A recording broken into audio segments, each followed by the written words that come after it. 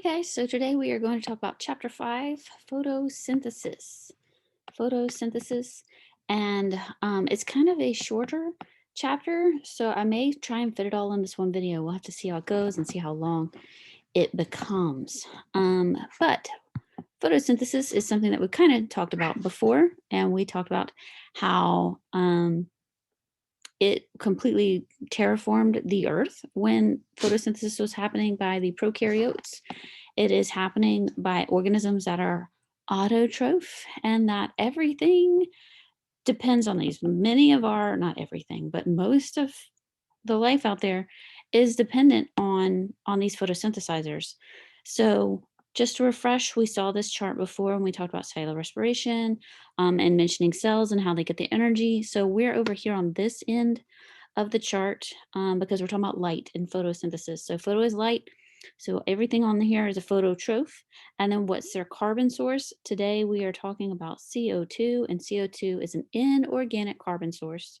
It has carbon, but it would not be considered one of our organic molecules that we talked about before in chapter 2. Um, and this is an inorganic molecule. So if we're using CO2 and light, we are a photoautotroph. And then are we using water to reduce the CO2 or not? And we are today. We'll talk about that. So plants, this is where we are today. This with plants, photoautotrophs, they are using light and CO2, and water to produce the energy. So lots of things do it. We're talking about plants here, like ferns, but there are other guys, those prokaryotes that we talked about, that have been doing this for a long, long time. So we have plants. There's algae, eukaryotes, prokaryotes. These guys can all photosynthesize in some way, shape, or form. So we're going to talk about plants and their method of photosynthesis, but it can be altered once we get the basic concepts down to show you how prokaryotes do it too. Again, this is the bottom of our food chain. We are all dependent on these photosynthesizers. They are photoautotrophs because they can make their own food. We cannot make our own food. So remember, we are heterotrophs and we are chemoheterotrophs. Everything is dependent on these photosynthesizers. So many things that you wouldn't even think about also come from plants. If you have, there's an old, God, it is really old out there by now. There's an old documentary called Food Inc. It's really good. And it's talking about all sorts of really good, important things, showing you kind of like behind the curtain of what happens in the food industry and really opening up and showing you all these things. And it has at some point in that film, I can't remember exactly where, a list. And it's talking about all the things that corn, just corn, gets turned into. And you would be shocked and amazed at all the things that you can produce from just corn. When you look at the ingredient list, it's crazy. So our second tier up are grazers. The meat and dairy from the cows and the goats, all of that come from, their plant diet. Obviously, our breads and cereals, pasta, the flour, coming from grains, coming from plants.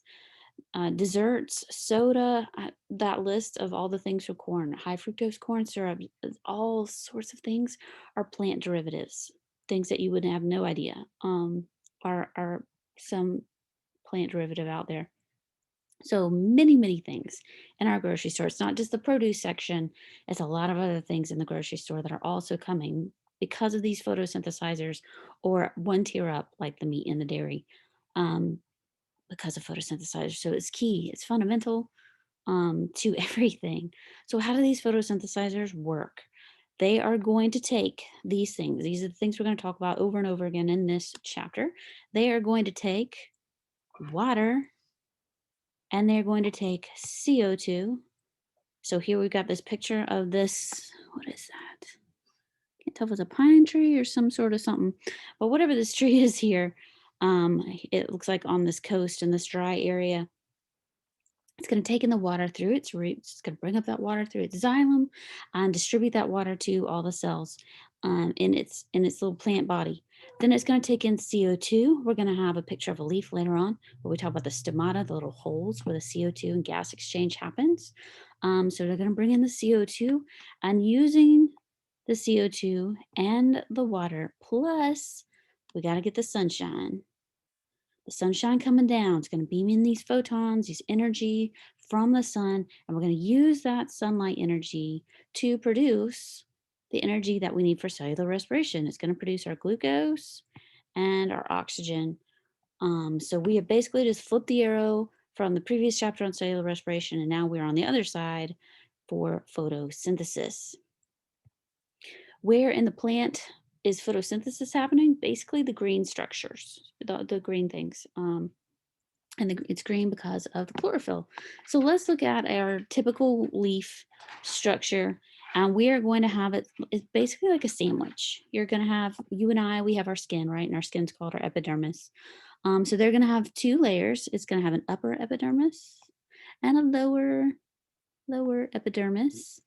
And between that is something in the middle, your peanut butter and jelly, your ham, whatever your sandwich is made out of. The middle is the mesophyll. Meso for middle. Mesophyll is in the middle. And that's where the photosynthesis is happening. We said two things needed for photosynthesis was water and CO2. This is where CO2 comes in because we said water's coming in from the roots up through the xylem. We can get water. But where do we get the CO2? Where does that gas exchange happen? That happens here. So these are critical. These are stomata. Stoma for one opening, stomata for lots of them. They're going to have lots of openings. They're little pores, basically. And these stomata are going to have guard cells. When you get into 1012, if you choose to go into 1012, Bio 1012, you'll talk way more about plants in that chapter. But right now, we need to know that there are holes that are basically little pores that the air can go through. They'll have little guard cells to open and close these things, so they're not open all the time. But this is where the gas comes through. So CO2 comes in, and the oxygen byproduct can leave and go out. And gas exchange is happening through the stomata. Photosynthesis is happening here. This area right here in the mesophyll is packed with chloroplasts. It's packed with chloroplasts. So let's take another look at those chloroplasts. I know we saw them before when we talked about cell structures, but let's look at them one more time. We said that these guys were part of endosymbiotic theory, that these were originally prokaryotes that were absorbed into a eukaryotic cell. Mitochondria are this way, and chloroplasts are this way. They've got their own genome. There's a whole bunch of evidence that proves that these guys were prokaryotes first. But because they were prokaryotes first, they have two membranes. They're going to have an outer membrane and an inner membrane on this chloroplast. And then inside is where the action is happening. So inside is the thylakoid. The thylakoid is going to have pigments inside, and those are going to be responsible for the light-dependent reactions. Photosynthesis is divided into two parts, light-dependent reactions over here, and the Calvin cycle or the dark reactions. Calvin cycle over here. There's just two things that we need to memorize for photosynthesis. Two basic parts. So light-dependent reactions are happening in the thylakoid, and if we stack a whole bunch of thylakoids together, it's called a granum. And then our dark reactions or the Calvin cycle, that's happening in the liquid. Remember how we talked about the mitochondria and it had the cristae and the matrix? It's the same kind of thing happening. We have the thylakoid and then we have the stroma or the liquidy part where the reactions are, the dark reactions, the Calvin cycle is happening. So don't get confused. Stroma with an R and stoma, S-T-O-M-A, are two different things. They are two different things. Don't get them confused because they sound the same and they're only one letter off. Stoma or stomata is the hole, the pore, where the oxygen is leaving and the CO2 is coming in. Stroma with an R, again, is this liquidy stuff in between all of the granum. And this is where the dark reactions, the Calvin cycle is happening all in this stroma with an R. Don't want y'all to get confused on that. That's always a tricky one. All right, so these two reactions are, again, the light dependent and the Calvin cycle. The light dependent is just like it says. So we are going to take sunlight and we're going to use that energy from the sun and it is going to react. We are going to bust apart a molecule of water. We're going to break apart water on these light dependent reactions. And in the end, we are going to have, oh, excuse me, sorry. In the end, we're going to produce some chemical energy. We're going to have some chemical carriers. We're going to have ATP and we're going to have NADPH at the end. We're going to have some chemical energy that we are then going to plug and chug into the Calvin cycle. And we're going to go around the Calvin cycle and go around that Calvin cycle. And after we go around the Calvin cycle 6 times, we end up with glucose. We're going to end up with a sugar molecule because remember, glucose is C6H12O6. So we got to go around the Calvin cycle 6 times, but in the end, we produce the sugar molecule. So we're going to produce glucose and we're going to produce oxygen byproduct at the end of photosynthesis. So let's go into the first part of photosynthesis, and that is the light dependent reactions. On the light dependent reactions, it's all about the sunshine. We said the laws of thermodynamics in the previous chapters. We said that energy is finite, it is there, it is not created or destroyed, but it can be transferred into different forms. So that's exactly what we're doing with photosynthesis. We are taking the sun's energy that it is sending down and we're going to transform it. So, how do we look at this energy? It's all about the wavelengths. So, with a wavelength, it is if you think about actual waves, there's going to be crests where, you're trying, if you're looking at the surfer's coming, the crest is going to peak and you got that nice little curl on your wave. At the bottom is the trough of the wave. So with a wavelength, we are measuring crest to crest.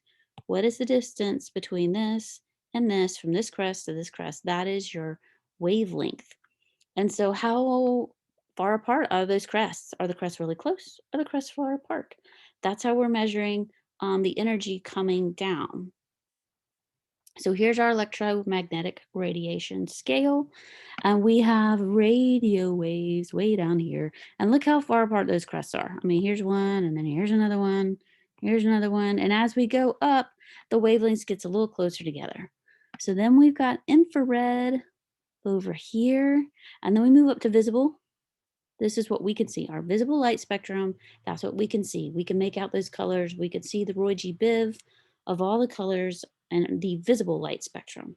And the wavelengths get closer and closer and closer the higher up you go. So now we've got UV.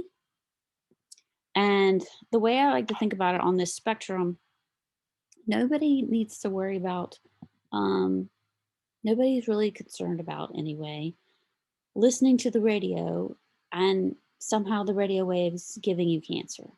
But most of us know that if you spend too much time in the sun, that the sun's UV rays, UVA and UVB, the UV rays can alter the DNA on the skin, right? On your cells in your skin, and you can potentially get skin cancer. And that's because the energy of the UV rays is higher than the visible light, is higher than the radio waves. And so we need to worry about those. And then it gets even stronger. The wavelengths get even closer. So now we're here at X-rays. You definitely need to worry about your X-ray exposure. Some of the early pioneers did not know about the energy coming off of X-rays, and they ended up dying prematurely of exposure to this X-ray radiation. And we've even got gamma rays up here. So these wavelengths, the closer they are, the stronger the energy level of them. The further away the waves are, the further away the crests are, the lower the energy. So if we just look at the Roy G. Biv, the different colors that we can see in our visual light spectrum, I keep talking about Roy G. Biv, assuming that you know what I'm talking about, but here's the Roy G. and the Biv part of it. I'm kind of an OCD person, so I even Roy G. Biv my closet because that's the way I roll. I'm weird like that. So I've got my color coordinated closet. The reds, look at the wavelengths for the reds. They have a longer wavelength, so they're going to have a lower energy level.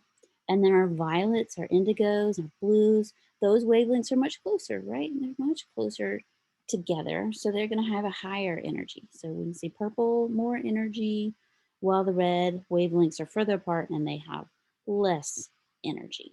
Higher energy closer to the X-rays, the UV rays, lower energy closer to infrared, like that we could pick up in the form of heat on an infrared camera. These, in general, safer. than these you got to worry about over here. Okay. The light dependent reactions are dependent on pigments. Pigments, it's all about the pigments. Plants are green because of chlorophyll. That's one of the pigments. So there's chlorophyll A, and plant is green because that's what it reflects. So when you're looking at something, right, if we remember from our grade school science, what is reflecting back to you is the color that you see, but it doesn't mean that that's the color that is being absorbed. So if you're looking at a plant and it is reflecting green, it may absorb different colors. So chlorophyll A is going to absorb blue and red. Chlorophyll B reflects green. It still looks kind of greenish, but it's going to absorb slightly different. It's going to absorb blue and orange spectrum of that electromagnetic spectrum, of the light spectrum. It's going to absorb blue and orange. A is going to absorb blue and red. The carotenoids, what color is a carrot? Carrot's orange, right? It reflects back orange. So we know carrots reflect back orange, but they absorb green. So with all of these different colored spectrum pigments in there, plants are better able to harvest the energy from different color sources, from the reds, from the oranges, from the blues. If they have chlorophyll A and chlorophyll B and the carotenoids, they can harvest those colors. There's also some yellow ones not mentioned in here that we talk about in um, 1107 if we were talking about violazanthin and our yellow ones that I'm blanking on the name for, but y'all don't need to know those. But I do want y'all to understand that those pigments that we're seeing, that plants look green, the plants behind me in this picture that I took at Gibbs Garden last year, um, those plants, the daffodils, are reflecting green because that's what's coming back, but they are absorbing the energy at the blue, at the red, orange, um, and carotenoids absorb green. So here, when I'm talking about absorbing, here you can see, you can pick this up. If we were in a face-to-face class, we'd be able to mess around with the spectrophotometers in the lab. And if you're online, we do this via Labster. But it's pretty cool when you run it through the spec and you can see what's the absorption. Where is it absorbing? Did I find chlorophyll when I pulled those pigments out of the spinach or not? And hopefully you'll be able to have the same experience when you're doing pigment extraction in the Labster experiment too. So these are the pigments. They are critical for the process of photosynthesis. Why are they critical for the process of photosynthesis? We need them to absorb the light. And again, more pigments, more lights you can absorb. Different plants will have different pigments. Because they will be growing in different environments. The trees here, we can see pine trees here, most definitely pine trees. Up here, some kind of maybe potentially some cedars in there, or some firs or spruce or something like that, maybe potentially. And that looks like maybe right there, a spruce or something. But these upper canopy trees are getting full sun, right? They're hogging up all the sunshine at the top. And then as we go down the tiers of the canopy down at the bottom, we've got, more lower grows, some brushy species here, and then all the way down to, the moss growing on the bottom on the canopy on the forest floor. The light is not getting, you're not getting full spectrum light at the bottom of the forest floor. So different plants are adapted for shade. When you go and you buy plants at your local nursery, those plants will say on the list full sun or shade because they're adapted to that environment. They're adapted to shade, and they wouldn't do well if you stuck them in the front yard with giant beaming sun rays coming down on them. That would be bad for them. So they are adapted for that. They have pigments for the light, that exposure that they're exposed to. Here is a nice handy dandy basic picture of what is happening in these two stages. The light dependent reactions depend on light. We're going to go through the details. Second half is the Calvin cycle. Calvin cycle in the light reactions is going to involve water. We're going to break apart water. Sunshine's going to come through. We're going to bust apart water. It's going to break them apart. We're going to the hydrogens over here and the oxygens are over here.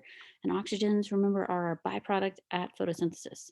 And then we're going to produce some energy molecules. We're going to produce some ATP and some NADPH, and we're going to plug and chug those guys into the Calvin cycle, which is over here. And we're going to take our inorganic CO2, and it's going to go through 3 processes of the Calvin cycle. And at the end, it's going to produce this molecule, this G3P, And we're going to do this 6 times, and eventually we end up with glucose at the end. So light-dependent reactions, Calvin cycle. Khan Academy, I love Khan Academy. I know it's been around for years and years, but it's still really good. It's got great explanation videos. It's got quizzes built into them at the end. So if you ever want to find out more, I highly suggest Khan Academy, Crash Course. These are all great places, great resources for you to learn about something, because I will teach something one way, and I know that I am not the end all beat all. And maybe you listen to somebody else's video and it clicks for you. I definitely want you to be able to explore and see different options. So check out Khan Academy if it's not clicking for you yet, and maybe it will. Check out Crash Course videos. I like to give everybody resources and have you check out all sorts of things, because I want all my students to do well. So here's kind of the nitty gritty of how light dependent reactions happen. The light dependent reactions are dependent on these proteins, and these proteins are called photosystems. Photosystems are going to house those pigments that we talked about, the chlorophyll A, the chlorophyll B, the carotenoids, violet xanthans. They're going to house the pigments, and those pigments are going to get hit up by the energy coming from the sun. So these photons, these energy packets, photons are coming from the sun, and they're going to beam down onto the plant. We said in the mesophyll, in the middle of the leaf, is where these where photosynthesis is happening. So here's our photosystem filled with pigments. They get hit by the light and they get excited. The chlorophyll pigments get excited, and when this happens, they are going to bust off an electron when they get excited. And so here's our little electron. We've busted it off, and we need to fix that. We want to fix that. So it's going to be a cycle. So what we do is we're going to bust apart water. We're going to break apart our H2O, and we're going to break it apart, and we're going to end up with, here's our oxygen over here and our hydrogen over here. And now we can go back and keep repeating this cycle. So we're going to break apart water to get that electron, to make up for that electron that we peeled off from our pigments. So here's our electron. We've broken apart our water. Here's our electron, and our electron is going through the system. Remember the electron transport chain that we saw in cellular respiration on the stage 3, electron transport chain, oxidative phosphorylation. It's the same principle happening here. So we have an electron and it's getting hot potato. You take it, you take it, you take it, you take it through these photosystems, through these quinone proteins. Same things happening. We have electrons going through the proteins. We have water that has been busted apart. We took its electron, right? And then we have the oxygen that's going to leave. We're going to have our oxygen leave. And then our hydrogens are accumulating up here. Here's our hydrogen. And then we're going to stick our hydrogen. Some of them's going to go on to NADPH. NADPH. It was NADP. If something goes from NADP and you gain the hydrogen, if you've gained a hydrogen and the hydrogen has an electron, if you gain an electron, is it oxidation or reduction? It's definitely going to be a test question on the test. So remember your oil rig terms. Oxidation is lost, reduction is gained. So our NADP is reduced. It is now NADPH, and that's, we're going to get NADPH. That's going to be one of our end result, some of our chemical energy. And we're also going to create dun, dun, dun, dun, ATP. We're going to create ATP with the ATP synthase pump, which we saw previously in the cellular respiration. So these are our two chemical energy sources that we have created because of the sun and the water coming in. This is the basic principles behind the light dependent reactions. Let's repeat this one more time. Light comes in, photons of light are coming down from the sun, and they are going to come down. They're going to zap the proteins that are called photosystems. It goes from photosystem 2 to photosystem 1. Don't worry about the names. They're only called number 1 and number 2 because we discovered the first one first and we discovered photosystem 2 second. That does not mean that's the direction of flow. So don't worry about the names, but do know that they are called photosystems. So light comes down. It's going to zap the photosystem. The photosystem pigments are going to get really excited. And what ends up happening is we bust apart water and we steal that electron. The electron then gets shunted through the proteins for the electron transport chain. And we've busted apart the water. So we've got oxygen that's going to be our byproduct. That's going to go out out the hole, out the stomata, or we steal that and we use it later for cellular respiration. And then the hydrogens come up here. We have all these hydrogens that come up here, all these hydrogens. We are going to use that hydrogen, combine it with NADP. We're going to use it, reduce it, and create NADPH. NADPH. And then we're also going to use that difference in hydrogens because of all the water that we have split to power our ATP synthase pump. It's going to crank, crank, crank, crank, um, and produce some ATP for us too. So these things, NADP, H, and ATP are our chemical energy that we will then use for the second half of photosynthesis. Okay, we're almost 30 minutes in. We can do this. We're going to do this. We're going to do this. We're just going to do it all in one big video. All right, second half, Calvin cycle. With the Calvin cycle, also called dark reactions. Calvin cycle is happening in the stroma with an R. It's happening in the stroma of the chloroplast. So that liquidy part where all the granum and thylakoids are hanging out and the liquidy stuff, the stroma, that's where this is happening in the Calvin cycle. And remember, we pulled in ATP, we used ATP, and we pulled in NADPH. Those were created in the light-dependent reactions in the first half. What do we do with those? Well, those guys are going to be plugged into the Calvin cycle. There are 3 parts to the Calvin cycle. We already talked about in light-dependent that we broke apart water. Water was needed in the first half. And there was a second thing that went into the reaction. We had CO2 and water and energy from the sun gives us, I'm running out of space, it's going to give us glucose and oxygen.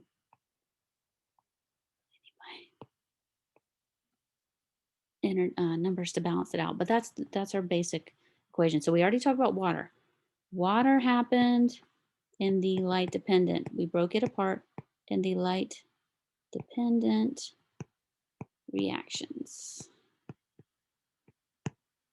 Now it's time to use CO2. So we've got an ATP, we have NADPH, and we're going to use those bad boys. So there's 3 parts to the Calvin cycle, 3 parts. There's one part right here where it's called fixation. Here we are, fixation. And in fixation, we said CO2 is not an organic compound. CO2 is inorganic. So the first part of the Calvin cycle is using Rubisco to fix the CO2. And when it does, it's going to create this guy. It's going to create our 3-PGA at the end of fixing. We are going to convert 3-PGA using the energy from ATP and the NADPH. And that is going to be used to reduce those guys. We're going to reduce and create a new compound. And this guy is called G3P. We make 2 of these guys. So we are going to have those. They're going to be reduced. We're going to produce 2 G3Ps in reduction. Step number 2 is reduction. So step 1, fixation, fixing the carbon, fixing inorganic CO2 and making it organic with the help of Rubisco. After step 1 of carbon fixation, we go to step 2, reduction. That's where our ATP and our NADPH is useful. And we end up with this molecule called G3P. We make 2 of them. One of them is going to be used in our molecule of glucose. The other one is going to undergo step 3, which is regeneration. Regeneration. We need to regenerate our regenerate back towards Rubisco, go back towards the beginning with regeneration. So one G3P goes here, the other G3P goes to step 3 with regeneration, and then we end up back at the beginning with Rubisco and some CO2. So what we end up with is this one molecule of G3P at the end of one cycle. But remember, we have to go through this 6 times. 6 times. We have to go through 6 times, 6 times, because how many carbons are in glucose? If we're just modifying this one molecule of CO2, that only gives us one carbon, right? So we need to go through this 6 times to get 6 molecules. 6 molecules. Not 6 molecules, 6 carbons in that one molecule of glucose. So let's rehash the second part one more time. There's 3 parts to the Calvin cycle. The first part is going to be called fixation. And we are going to take our inorganic CO2 and we're going to fix it with the help of Rubisco. And that is step 1, carbon fixation. Then the next step is reduction. We're going to take the energy from those molecules that we created in the light, in our light dependent reactions. We're going to use our ATP, we're going to use our NADPH, and we're going to use that energy when we reduce. We're going to reduce and make a new molecule, G3P. The G3P, the kitty is making noises, sorry.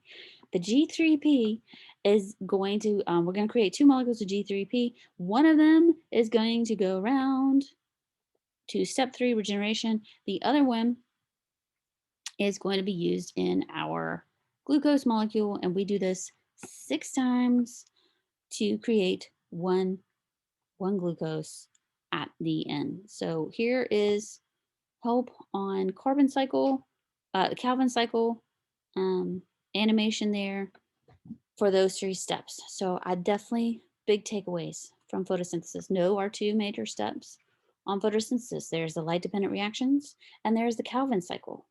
Understand what parts of the photosynthetic equation, CO2 and water, what part goes where? Where are we breaking apart CO2 or modifying CO2? Where are we breaking apart or modifying water? What is happening in each steps? What are the basics for each one of those, for the light dependent reactions and for the Calvin cycle? Um, what are the 3 parts of the Calvin cycle? Fixation, reduction, regeneration, and then eventually we get back to the beginning with step 3 of regeneration. Know that we break apart water in the light dependent reactions. Know that we fix the CO2 in the Calvin cycle. Know that it takes 6 runs of the Calvin cycle to create our molecule of glucose. The last portion of this video is just all the cool modifications that plants do. When we think of plants, we think of a typical house plant, with its stem and its leaves and everything. But there's modifications. Plants are in all sorts of different environments and they fix things and evolved ways to live there. So here's a cactus. It lives in a dry environment. We all know that cactuses live in very dry, arid environments without a lot of water, but lots of sunshine. So they've modified their leaves. Their leaves are the spines, and we can see um, that they're still green. They're still undergoing photosynthesis, so they're still doing this. But they may not, if it's a plant that lives in an arid environment, they might not open up those stoma that we said exchange the gas, exchange the CO2 to come in, and the oxygen is going to go out. They may not open their stoma up all the time. Why would that be? Why would a plant not want to open up its holes to the outside all the time if the sun is beaming down and it is so hot? Well, if it's in a desert environment and you had holes open to your body all the time, you may lose a whole lot of water that way too. So different plants have different adaptations. They may only open up their stomata at night and exchange gases then. They may modify their leaves into pointy little spines, like the cactus. They have lots of different modifications. They may be able to be a succulent like this guy here and store a lot of water in their tissues. Different plants have different adaptations for their environments um, to help with photosynthesis. Other adaptations. We said that plants weren't the first guy on the block, right? Prokaryotes were. not eukaryotes. Plants are eukaryotes just like you and me. um, Prokaryotes were first, and the prokaryotes are actually the ones responsible for that terraforming of the earth. They photosynthesized first. How do they do it? Well, instead of having, chloroplasts, because those guys were originally prokaryotes, they are going to use that same system where we talked about that the electrons go through the proteins and the membranes. They still do that. Prokaryotes are still doing that, but they are using their enfoldings of their membranes, and they act the exact same way on like our thylakoids do on the chloroplast. I see. Hold on. So, just to summarize at the very end, this is just like we talked about with cellular respiration. We're just flipping the arrow. So it is the carbon cycle where we are going to, we consume the oxygen, we consume the oxygen, and we release CO2 as our byproduct when we are exhaling from cellular respiration. We need oxygen. We need chemicals like glucose to come in. And then our byproducts were CO2 and water. Well, the CO2 in the water, here's our CO2, and water is going to go into H2O, is going to go into the plants. And we just talked about CO2, water, light from the sun come together, and then we can create the glucose and the oxygen byproducts, and they're going to release the oxygen. So that is our photosynthesis in a nutshell with our two parts. Please go through the study guides. Please go through and check out any practice quizzes or anything like that. There's questions at the end of the textbook. Go through the study guides. Let me know if you have any questions on this. Please email me with any sort of questions about this material. So have a great day